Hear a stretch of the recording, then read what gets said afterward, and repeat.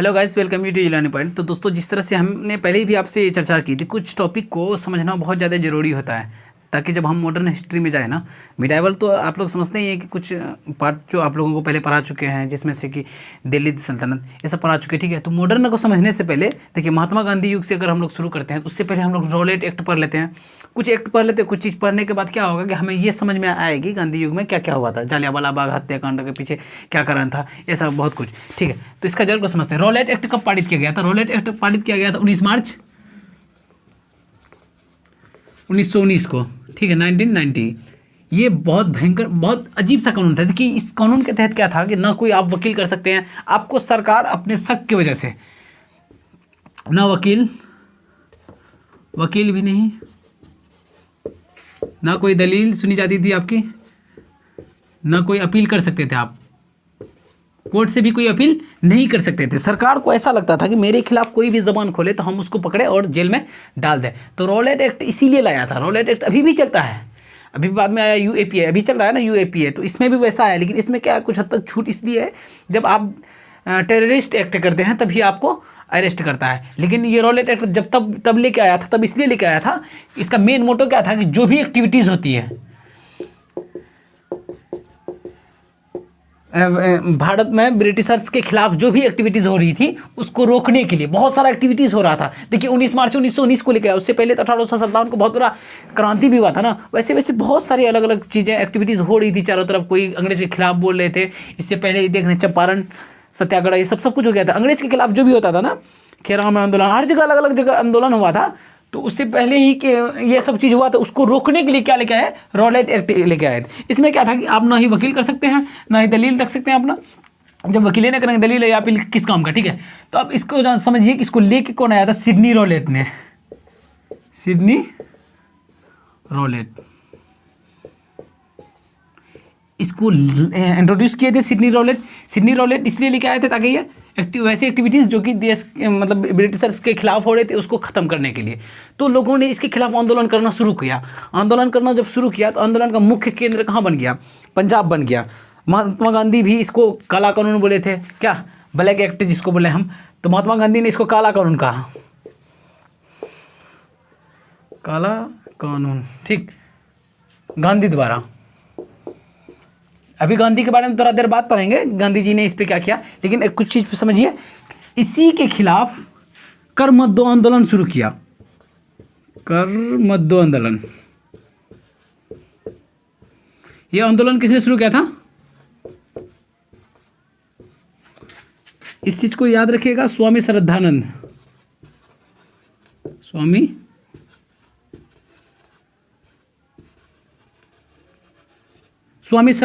ने इस कर मत दो आंदोलन को शुरू किया था। कर मत दो से 2-3 बात समझ जाइए। कर मत दो दरअसल है क्या?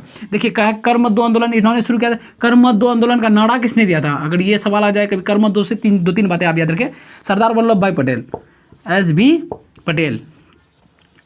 अगर कभी पूछे कर मत दो का नारा किसने दिया था, तो आप याद रखेंगे सरदार वल्लभ भाई पटेल। कर मत दो आंदोलन किसने चलाया था, तो आप याद रखेंगे रॉलेट एक्ट के बाद कर मत दो आंदोलन चलाया था किसने? स्वामी श्रद्धानंद ने 30 मार्च को चलाया था,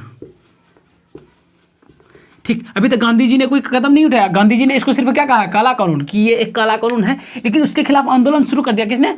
स्वामी श्रद्धानंद ने कर मत दो आंदोलन छेड़ दिया, ठीक। इसको छेड़ा तो छेड़ा सरदार वल्लभ भाई पटेल, इसका नारा दिए थे, बहुत दिन बाद दिए हैं, ठीक है। उसके बाद कर मत दो आंदोलन से एक बात और याद रखिएगा, अमेरिका में एक मूवमेंट के तहत क्या कहा था? No tax without representative.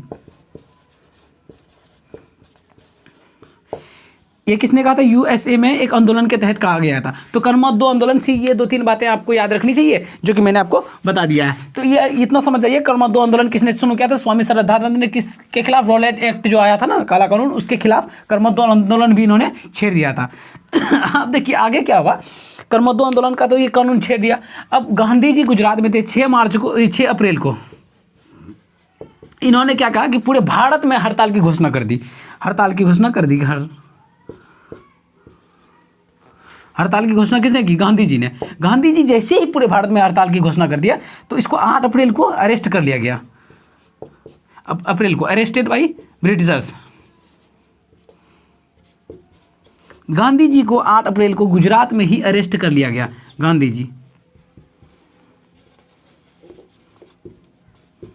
अब देखिए गांधी जी अरेस्ट हो गए इसलिए क्योंकि इन्होंने पूरे भारत में हड़ताल करने की घोषणा कर दी। 8 अप्रैल को ये उधर अरेस्ट हुए। इधर बात क्या हुआ कि पंजाब मेन सेंटर बन चुका था। इस आंदोलन का मेन सेंटर कहाँ था? ये जो पगड़ी वाले होते हैं ना, सिंह सब बहुत पावरफुल होते हैं, तो इन लोगों ने कुछ आगे चल के पंजाब को मेन सेंटर बना दिया, पंजाब को। ठीक, पंजाब के 2 बहुत महत्वपूर्ण जो मेन नेता थे, सैफुद्दीन किचलू और डॉक्टर पटेल साहब। ठीक, देखिए कौन थे? डॉक्टर सैफुद्दीन किचलू,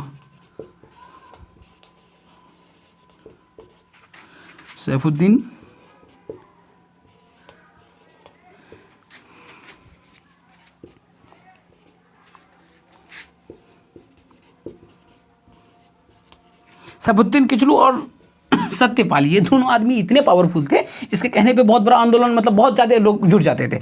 तो हुआ क्यों? अब देखिए मेन सेंटर आप समझ गए, हड़ताल शुरू करने के बाद गांधी जी को अरेस्ट कर लिया। अब पंजाब मेन सेंटर था। पंजाब के 2 महत्वपूर्ण जो फ्रीडम फाइटर थे उस वक्त के, जो बहुत महान नेता थे पंजाब की तरफ से, किचलू साहब, सैफुद्दीन किचलू साहब और डॉक्टर सत्यपाल, इन दोनों को भी अरेस्ट कर लिया गया। अब लोगों का गुस्सा और फूल गया। अब देखिए आपके एरिया का जो मेन आदमी होता है ना, उसको जब अरेस्ट कर लेता है ना, तो आप लोग सब कोई उसके सपोर्ट में धरना प्रदर्शन करते हैं, कभी हड़ताल करते हैं, कभी कुछ कोई आंदोलन शुरू कर देते हैं। तो सैफुद्दीन किचलू और डॉक्टर सत्यपाल को जैसे अरेस्ट किया, अब लोगों के मन में बहुत ज़्यादा गुस्सा आने लगा। लोगों को लगने लगा यार ये तो हमारा मेन लीडर था, इसको कैसे अरेस्ट कर लिया। अब देखिए हुआ दरअसल यूँ, 13 अप्रैल को एक तो बैसाखी का दिन था, है ना, 13 अप्रैल ही ना, 13 अप्रैल 1919 को बहुत भयंकर कांड हुआ था जी। अब समझिए, एक तो बैसाखी का दिन था, बैसाखी का त्यौहार था। पंजाब में बैसाखी त्यौहार मनाया जाता है जब फसल कट जाते हैं। ठीक, तो लोग अब मार्केट गए तो उसके बाद जालियांवाला बाग में लोग इकट्ठा हो रहे थे इस चीज़ के, इसके खिलाफ। किसके खिलाफ? रॉलेट एक्ट के खिलाफ। ऊपर से सत्यपाल, सैफुद्दीन किचलू, 2 महान आदमियों को अरेस्ट कर लिया था। तो लोगों का गुस्सा ऐसे ही बहुत ज़्यादा खूंखार था। अब लोग वहाँ पर एक तो इकट्ठा हो गए। देखिए दोस्त, एक चीज़ और जानिए, इस वक्त भी एक गद्दार था देश में। जब तक आपके घर में कोई गद्दार नहीं होता ना, तो आपके घर को कोई बर्बाद नहीं कर सकता है। तो इस वक्त का गद्दार कौन था? इस वक्त का गद्दार को देखिए, एक आदमी था भारतीय ही, उसका नाम क्या था? हंसराज। इसको हम इंडियन सोशल इविल बोल सकते हैं क्या? बहुत बड़ा गद्दार आदमी था, अभी बताते हैं आपको। इंडियन सोशल इविल उस वक्त का सबसे गद्दार आदमी था, इसलिए कि एक तो लोग बैसाखी के दिन प्रोटेस्ट कर रहे थे, ये जाके उस वक्त पंजाब के जो गवर्नर थे, एक बात और याद रखिएगा, एट दैट टाइम पंजाब का गवर्नर कौन है? Governor of Punjab, governor Punjab है ओ डायर। इस बात को याद रखें, ओ डायर और आर डायर में थोड़ा सा फर्क है, लेकिन उस वक्त का वायसराय कोई और है। 1858 की क्रांति, 1857 की क्रांति के बाद क्या हुआ था? गवर्नर, मतलब जो भारत में वायसराय का पद शुरू हो गया था, गवर्नर जनरल नहीं होता था। तो इस वक्त क्या हुआ? वायसराय का पद हो गया। वायसराय का पद होने के बाद उस वक्त का वायसराय थे चेम्सफोर्ड। ठीक, चेम्सफोर्ड उस वक्त के वायसराय थे, बट भारत का वायसराय चेम्सफोर्ड था, लेकिन पंजाब का गवर्नर कौन था? ओ डायर था। तो ओ डायर को हंसराज ने ये इन्फॉर्मेशन दी कि बहुत सारे लोग आपकी जो आप लोग रोलेट एक्ट लाए हैं, सैफुद्दीन किचलू को अरेस्ट किए हैं और सत्यपाल को अरेस्ट किए, उसके खिलाफ बहुत ज़्यादा लोग हमारी जालियांवाला बाग में एकत्रित हो गए आपके खिलाफ। तो हंसराज ने ये इन्फॉर्मेशन दिया, तो ये बोला है किसको? जो गोरखा रेजिमेंट था, गोरखा रेजिमेंट, इसके थे आर डायर, कमांडर थे, मेन सेनापति कौन थे? R Dyer. इनको बुलाया गया, किसके कहने पे? हंसराज के कहने पे। ये भी गए उस मीटिंग में, इसका भी कोई काम नहीं, इसका कोई लेखा जोखा है ही नहीं। ये भी गए उस मीटिंग में और ये हंसराज आके बोले कि बहुत ज़्यादा आदमी हैं जनाब, क्या बताएं आपके खिलाफ, ये चल रहा है वो चल रहा है। तो इन्होंने कहा जाओ यार सबको समझाओ या तो गोली मार दो। अब आर डायर अंग्रेज की औलाद को क्या पता कि बच्चों को मारने में, बूढ़ों बुजुर्गों को मारने में क्या होता है। तो इन्होंने क्या किया? गोरखा रेजिमेंट आखिर भारतीय भी थे, अपने आदमी खुद थे उस रेजिमेंट में, ऊपर से अपना आदमी खुद गद्दार निकला, हंसराज, है कि नहीं? गद्दार को इसलिए रेड पेंट से हम ये किए हैं, रेड मार्कर से, ताकि गद्दार का नाम आपको याद रहे। हंसराज बहुत बड़का गद्दार था उस वक्त का, हर वक्त गद्दार है। नाथूराम गोडसे आया, इतना बड़का गद्दार था कि महात्मा गांधी को गोली मार दिया। चलिए ना, अभी देखते हैं आगे, सब कुछ समझते हैं क्या क्या हुआ। ठीक, तो गोरखा रेजिमेंट को ये आदेश दिया आर डायर। अब एक तो जालियांवाला बाग समझते हैं, इतना भयंकर हुआ दोस्त, क्या बताए। बूढ़े बच्चे सबको गोली मारना शुरू की। एक ही गेट था, एक ही गेट से अंदर जाने का रास्ता था। अब वो गेट से पुलिस फौजी घुस रहे हैं और सबको पे गोली चला रहे हैं। एक कुआं था, उस कुएं में कोई आदमी घुसा होगा बचने के लिए, सामने वाला देख लिया अच्छा कुआं में घुस रहा है तो वो भी घुसा, वो भी पूरे कुआं ऊपर तक फुल हो गया। अब जो नीचे था तो वो मरेगा ही। इतना दुखद घटना हुआ, सबका लगभग दिल दहल गया इस घटना को। हम लोग कभी सोचते भी है तो अजीब सा लगता है यार, ऐसा कैसे कर सकता है। तो बहुत सारे आदमी मरे। तो इन्होंने उस वक्त हंटर कमीशन का गठन किया।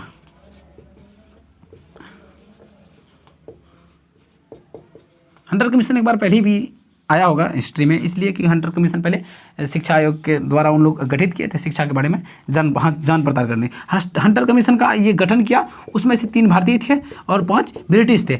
इन 8 व्यक्ति ने ये तय किया, देखिए ये बहुत बड़ा कदम नहीं था, लगभग 365-66 कुछ आदमी ऐसे मरे। ये हंटर आयोग ने ये रिपोर्ट दिया, जो कोई ज़्यादा बड़ा कदम नहीं उठाया, कोई ज़्यादा बड़ा गलती नहीं किया।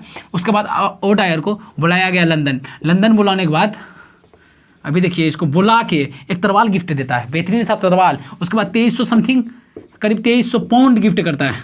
तुमने इतना बेहतरीन काम किया भारत में जाके, वो भी पंजाब में, ऊपर से इतना आदमी को मारा। ये इसको उसका आंकड़ा है, बात को छिपा रहा है। लेकिन भारत में उस वक्त जो कांग्रेस थी, कांग्रेस, इन्होंने मदन मोहन मालवीय MADAN